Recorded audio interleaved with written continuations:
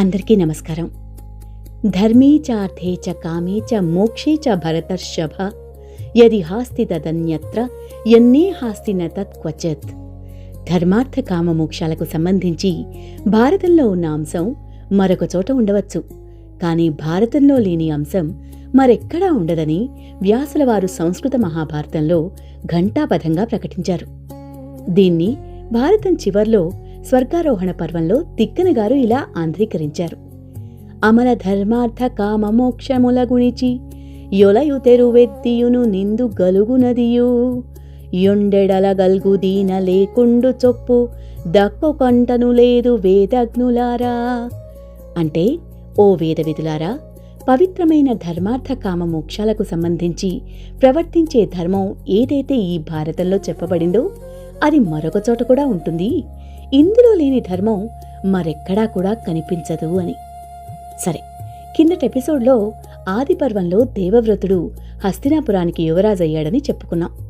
ఆయన తండ్రి శంతను అభిమతాన్ని గౌరవించదల్చి జాలరి పెద్దతో, మీ కుమార్తెను మా తండ్రి గారికిచ్చి వివాహం చెయ్యండి, ఆవిడికి జన్మించిన కుమారుడే రాజవుతాడు, దానికోసం నాకున్న యువరాజ్యాధికారము, తర్వాత లభించే రాజు అధికారము వదిలివేస్తున్నాను, అలాగే నేనసలు వివాహమే చేసుకోను, నిరంతర బ్రహ్మచర్యానికే నా జీవితాన్ని ధారపోస్తాను అంటూ చేతులు పైకి జోడించి వాగ్దానం చేసినప్పుడు దేవతలు దేవవ్రతుడిపై పుష్పవర్షం కురిపిస్తూ భీష్మ భీష్మ అని పలికారు.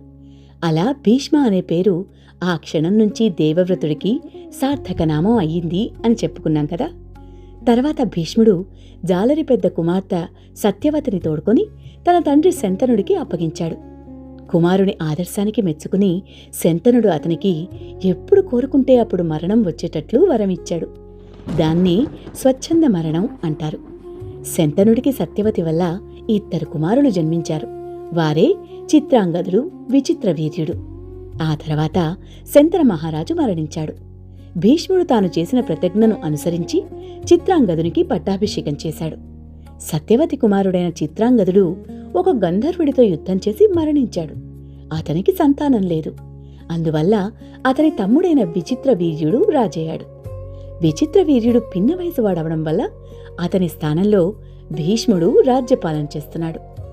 విచిత్రవీర్యుడు యుక్త వయస్కుడయ్యాక అతడికి వివాహం చేయడానికి తగిన యువతిని అన్వేషించేందుకు భీష్ముడు బయలుదేరాడు. అప్పట్లో కాశీరాజు 3 కుమార్తెలు పురాతన క్షత్రియ లాంఛన ప్రకారం స్వయంవరం పేరుతో వరుణ్ణి ఎన్నుకునే వారని విని భీష్ముడు తన తమ్మునికి భార్యలను సంపాదించడానికి అక్కడికి వెళ్ళాడు. కోసల, వంగ, పుండ్ర, కళింగ మొదలైన దేశరాజులు, రాకుమారులు, ఇతర దేశ ప్రధానులు స్వయంవర సభకు వచ్చారు. వారంతా వారి వారికి తగిన క్షత్రియ అలంకారాలతోనూ దుస్తులతోనూ సభలో ఉన్నారు. కాశీరాజు కుమార్తెలు ఎంతో అందమైనవారు, గొప్ప విద్యావంతులు, దేశ విదేశాల్లో ఖ్యాతి గడించినవారు కావడంతో రాజకుమారుల మధ్య పోటీ కోలాహలంగా ఉంది. రాజులంతా క్షత్రియుల్లో భీష్ముడు అత్యుత్తముడు, శ్రేష్ఠుడు అనే పేరు పొందాడు. మొదట్లో భీష్ముని రాకకు కారణం స్వయంవరోత్సవాన్ని చూడ్డానికే అనుకున్నారు. కాని తాను కూడా ఓ భార్య కోసమే వచ్చాడని తెలుసుకున్న తర్వాత అక్కడి రాజకుమారులందరికీ ధైర్యం సన్నగిల్లింది. వారందరికీ కోపం వచ్చింది. వాస్తవంగా భీష్ముడు తన తమ్ముడి కోసం వధువుని అన్వేషించేందుకు వచ్చాడని రాజకుమారులకు తెలియదు. దీంతో భీష్ముడిపై అసూయను పెంచుకున్నారు. ఆయన పట్ల వారు నిందాపూర్వకంగా, భరతాన్వయాన జన్మించిన ఈ జ్ఞాని ఉత్తమ క్షత్రియుడు, తాను ముసలివాడని ఎరుగడు కాబోలు, తన బ్రహ్మచర్య దీక్షను కూడా మర్చిపోయాడు కాబోలు, ఈ ముసలివాడికి స్వయంవరంతో సంబంధమేమిటి, ఛీఛీ అని మాట్లాడుతూ వరులను ఎన్నుకోవడానికి సభలోకి వచ్చిన కాశీరాజు కుమార్తెలు 3 భీష్ముడి వైపు కన్నెత్తి కూడా చూడలేదు. మరోవైపుకి మొహం పెట్టారు. భీష్ముడికి తీవ్ర ఆగ్రహం వచ్చింది. స్వయంవరానికి వచ్చిన రాజకుమారులను తనతో పోరాడి వీరత్వం చూపాలని అరుస్తూ వారందరినీ వరుస పెట్టి ఓడించాడు. ఆ 3 యువతులను తన రథంపై హస్తినాపురం తీసుకువెళ్తున్నాడు. కొంత దూరం వెళ్ళాక ఆ 3 యువతుల్లో అంబా అనే ఆమెను ప్రేమించిన సౌబల దేశపు రాజు సాల్వుడు భీష్ముడికి అడ్డుపడ్డాడు. యుద్ధానికి దిగాడు. అంబ కూడా సాల్వుడిని ప్రేమించింది. యుద్ధంలో భీష్ముడి చేతిలో సాల్వుడు ఊడిపోయాడు. భీష్ముడు గురితప్పని విలుకాడు. రథంలో ఉన్న అంబ భీష్ముణ్ణి వేడుకోగా సాల్వుడిని చంపకుండా వదిలేశాడు. భీష్ముడు హస్తినాపురం చేరాడు. విచిత్ర వీర్యునికి వివాహ ప్రయత్నంలో ఉన్నాడు. వివాహానికి ప్రముఖులందరూ వచ్చారు. అంబ భీష్ముణ్ణి అపహాస్యం చేస్తూ, ఓ గంగపుత్ర, శాస్త్రాలు చదివావు, ధర్మాలన్నీ నీకు తెలుసు. నేను మానసికంగా సౌబలరాజు సాల్వుడిని పతిగా ఇదివరకే వరించాను. నీవు నన్ను ఇక్కడికి బలవంతంగా తీసుకువచ్చావు. ఈ అంశాలను తెలుసుకుని శాస్త్ర ధర్మాలను అనుసరించి ఏం చెయ్యాలో అదే చెయ్యి అన్నది. ఆమె మాటల తీవ్రత ఆలోచించిన భీష్ముడు ఆమెను ఉచిత సహాయంతో సాల్వుడి వద్దకు పంపాడు. మిగతా ఇద్దరు యువతులు అంబిక, అంబాలికతో విచిత్ర వీర్యునికి వివాహం సానుకూలంగా జరిగింది. అంబ అవధుల్లేని సంతోషంతో సాల్వుడి వద్దకు చేరి జరిగిన కథంతా పూసగుచ్చినట్టు అతనికి చెప్పి, నేను మొదటి నుంచి నిన్నే పతిగా వరించాను. భీష్ముడు నన్ను నీ వద్దకు పంపాడు. శాస్త్రోక్తంగా నీవు నన్ను వివాహమాడాలి అంది. దానికి సాల్వుడు, భీష్ముడు అందరి మధ్య నన్ను ఓడించి నిన్ను తీసుకునిపోయాడు. అలా నాకు అవమానం జరిగింది. కనుక నేనిప్పుడు నిన్ను భార్యగా స్వీకరించబోను. భీష్ముడి వద్దకే వెళ్ళు. ఆయన ఎలా చెబితే అలాగే చెయ్యి అంటూ అంబను భీష్ముడి వద్దకే పంపేశాడు. అంబ భీష్ముడి వద్దకు వెళ్లి జరిగిందంతా చెప్పింది. భీష్ముడు విచిత్రవీర్యుడి వద్దకు వెళ్లి అంబను పెళ్లాడవలసిందిగా కోరాడు. ఎప్పుడో తన హృదయాన్ని ఇతరులకు ఇచ్చిన యువతిని తానెంత మాత్రమూ వివాహమాడబోనని విచిత్రవీర్యుడు చెప్పాడు. చివరికి అంబ భీష్ముణ్ణే తనను వివాహమాడవలసిందిగా కోరింది. ఆ పరిస్థితుల్లో ఆమెకు మరో మార్గం కనిపించలేదు. అంబ పట్ల భీష్ముడికి ఎంతో సానుభూతి, దయా కలిగాయి. అయినా తన బ్రహ్మచర్య ప్రతిజ్ఞకు భంగం కలిగించలేకపోయాడు. మళ్లీ విచిత్రవీర్యుడి వద్దకే వెళ్లి అంబను పెళ్లి చేసుకోవలసిందిగా కోరాడు. అది నిష్ఫలమైంది. చేసేది లేక మరలా ఆమెను సాల్వుడి వద్దకే వెళ్లి వేడుకోవాలని సూచించాడు. మళ్లీ సాల్వుడి వద్దకు వెళ్లడం సిగ్గుచేటని భావించిన అంబ హస్తినాపురంలోనే చాలా సంవత్సరాలు ఉండిపోయింది. ఈ కాలంలో చాలా చిక్కిపోయింది. మరోసారి సాల్వుడి వద్దకు వెళ్లి తనను వివాహం చేసుకోమని కోరింది. సాల్వుడు మళ్లీ నిరాకరించాడు. అంబకు ఆశాభంగమైంది. తీవ్రంగా కృశించిపోయింది. ఇలా 6 ఏళ్లు గడిచాయి.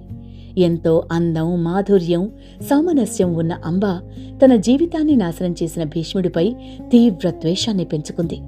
దేశంలోని ప్రతి ఒక్క రాజును కలిసి తనకు జరిగిన అన్యాయం తెలిపి యుద్ధంలో భీష్ముణ్ణి ఓడించి తనకి జరిగిన పరాభవానికి ప్రతీకారం తీర్చాలని కోరింది. మహావీరులు సైతం భీష్ముడి పేరు వినగానే భయపడ్డారు. అంబకు ఎవరూ సాయపడలేదు. చివరికామె ఘోరమైన తపస్సు మొదలుపెట్టింది. శ్రీ సుబ్రహ్మణ్యేశ్వర స్వామిని వేడుకుంది.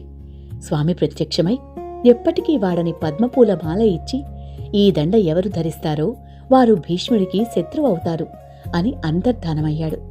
అంబ ఆ పూలదండను తీసుకుని మరలా ప్రతి రాజకుమారుడి వద్దకు వెళ్లి ఆ మాల సుబ్రహ్మణ్యస్వామి ప్రసాదించిందని, దానినెవరైనా ధరించి యుద్ధంలో భీష్ముణ్ణి చంపి తన వేదనను పోగొట్టాలని కోరింది. కాని గతంలో వలనే ఏ రాజు భీష్ముడితో తగవుకు ఇష్టపడలేదు. ఆమెను పంపేయబోయారు. చివరికామె ద్రుపదరాజు వద్దకు వెళ్ళింది. అతడు భీష్ముడితో విరోధానికి ఒప్పుకోలేదు.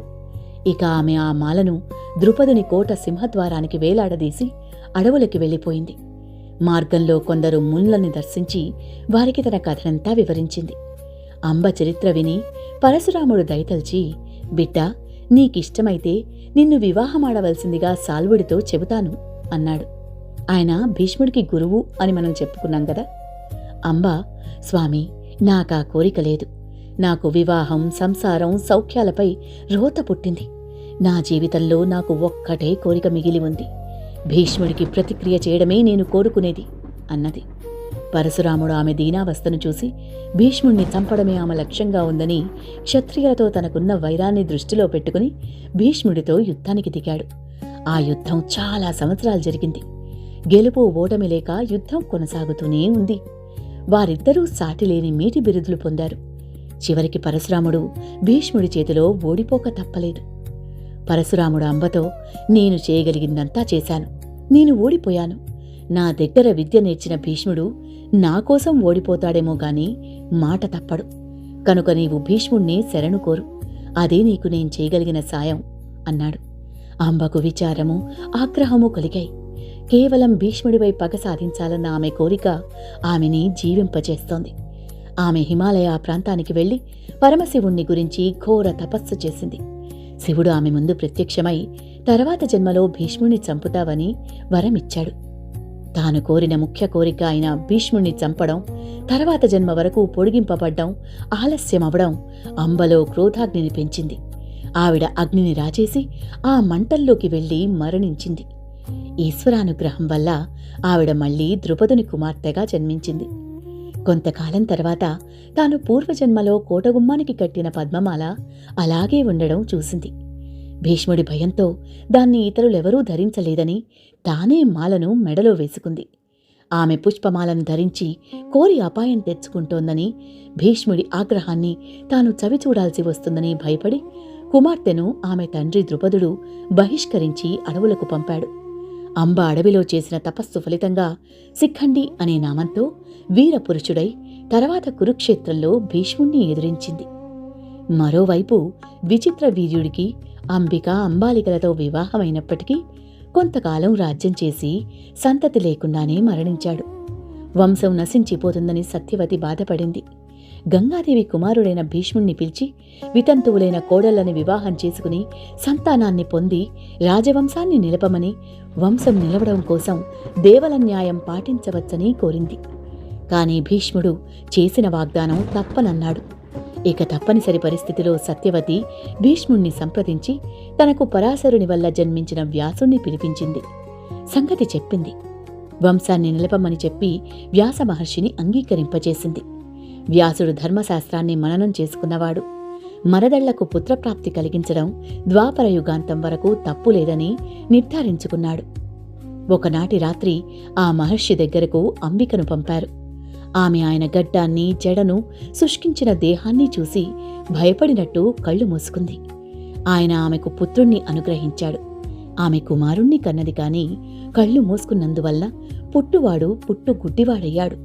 అతడు ధృతరాష్ట్రుడు. సత్యవతి విచారించింది. తర్వాత అంబాలికను పంపింది. ఆవిడ ఆ మహర్షి రూపాన్ని చూసి వెలవెలపోయింది. ఆవిడకు ఋషి అనుగ్రహం వలన కుమారుడు జన్మించాడు. కాని అతడు పాండురోగంతో, అంటే రక్తహీనతతో పుట్టాడు. అతను పాండురాజు. సత్యవతి ఉత్తమ పుత్రుడి కోసమని అంబికను మరలా వెళ్లమంది. ఆవిడ వెళ్లలేక దాసీని పంపింది. ఆ దాసీకన్య వ్యాసమహర్షిని భక్తి శ్రద్ధలతో పూజించింది. ఋషి ఆమెకు పుత్రుణ్ణి ప్రసాదించాడు.